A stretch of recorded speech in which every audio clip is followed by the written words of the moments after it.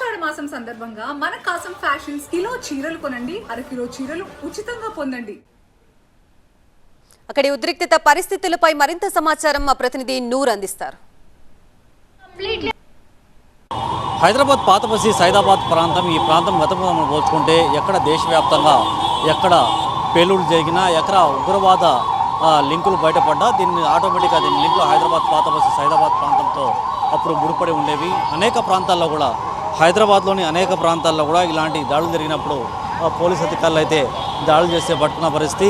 ప్రస్తుతం ఈ స్కూల్ దగ్గర భారీ భద్రత ఏర్పాటు చేశారు. నిరసనకారులు స్కూల్ వైపు దూసుకొచ్చారు. పోలీస్ అధికారులు కూడా ఒక్కొక్కరిని అరెస్ట్ చేసి తీసుకెళ్తున్న పరిస్థితి మనం చూడొచ్చు దృశ్యాల్లో. అంటే స్కూల్లో ఏదైతే మతపరమైన అంశాలను స్కూల్లో ఈరోజు ఎడ్యుకేషన్ పేరు మీద మతం ఆధారాన్ని రుద్దే ప్రయత్నం చేస్తున్నారు.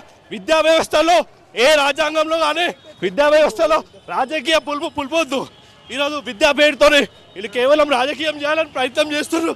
కాబట్టి తల్లిదండ్రులకు కూడా విజ్ఞప్తి, మీరు పంపించే స్కూళ్ళల్లో యాజమాన్యం ఎవరు?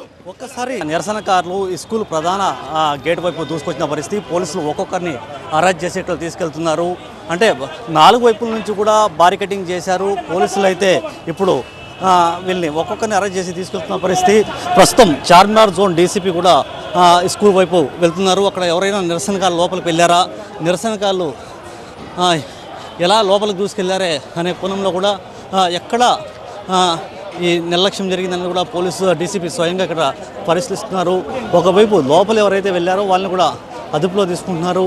గేట్ దగ్గర చాలా పెద్ద ఎత్తున నిరసనకారులు ఒక్కసారిగా రావడంతో ఎక్కడి నుంచి వచ్చారనేది కూడా పోలీసులు అయితే విచారిస్తున్న పరిస్థితి. లోపల పెద్ద గేటు కూడా పూర్తిగా ధ్వంసం చేసే ప్రయత్నాలు అయితే చేస్తున్న పరిస్థితి.